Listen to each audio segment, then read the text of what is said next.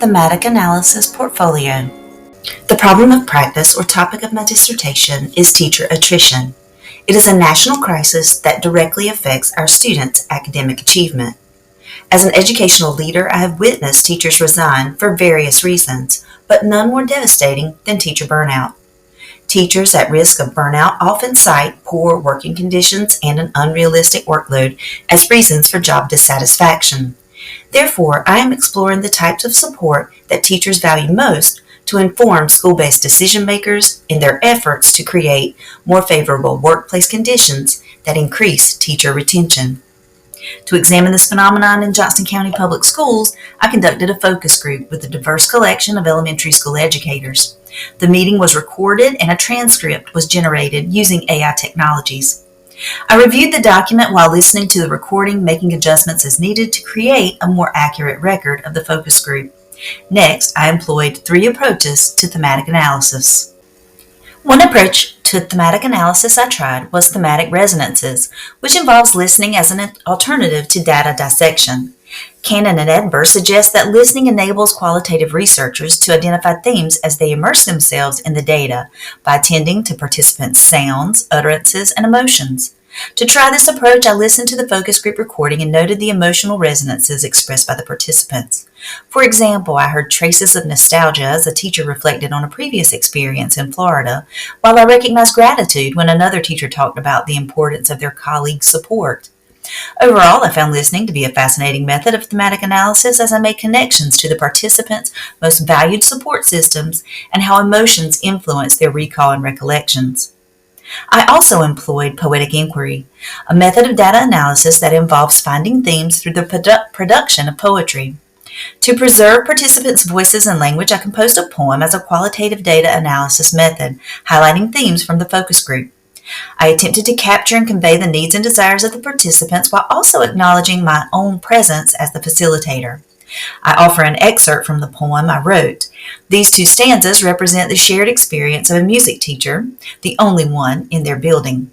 They desired to be in community with other teachers like them. They conveyed a sense of isolation and of being devalued by others. My response as the facilitator is okay, a nod to my understanding of the teacher's needs, but also to my inability to provide an effective and immediate solution.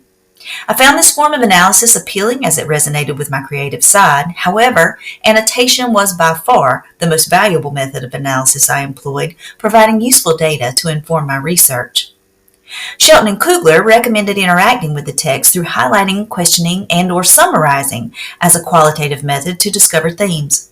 As I read the transcript, I highlighted support systems that stood out to me, assigning each type a different color. Then I arranged the highlighted data in a table to better understand the themes that emerged.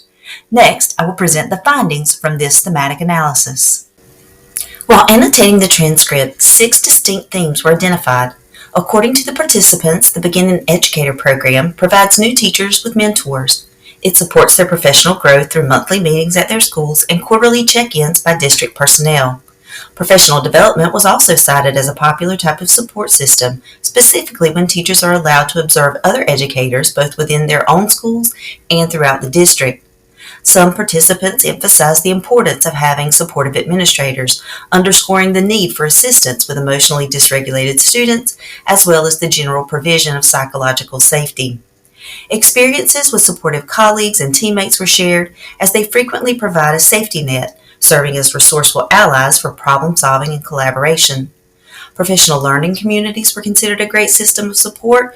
These structured meetings, which bring together colleagues, administrators, and instructional coaches, provide professional growth opportunities and facilitate collaborative exploration of academic data.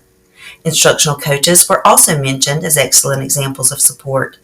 These individuals assist faculty by serving as instructional experts and modeling effective teaching approaches. During the thematic analysis, I highlighted 35 separate experiences shared by the participants. This chart illustrates the frequency of each theme. Professional development was the most frequently mentioned type of support system, while coaches and administrators were the least notable theme.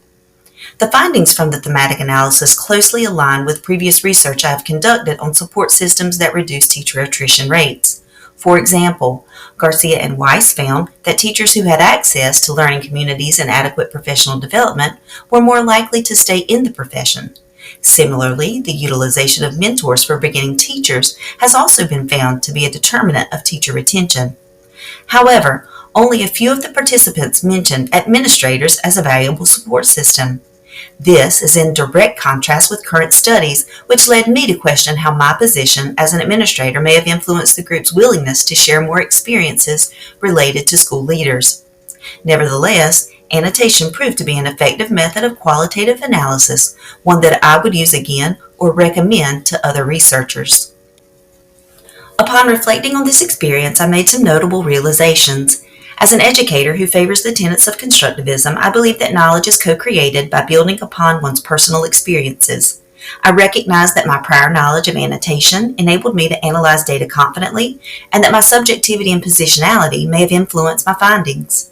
For example, the highlighted portions of the text that resonated with me were based on my own experiences as a teacher and my understanding of the support systems teachers referenced. For future studies or when recommending annotation, I would ask the researcher first to acknowledge their own positionality and subjectivity as well as their epistemology. I would remind them that their personal experiences and previous knowledge of the subject matter may compel their analytical efforts, and that is an acceptable part of this process. I would suggest reading through the text multiple times and using a method or a combination of methods that work best for them. Finally, I would prepare them for the possibility that their findings may or may not align with what they initially expected. Still, I found annotation to be a worthy method of textual analysis for qualitative research.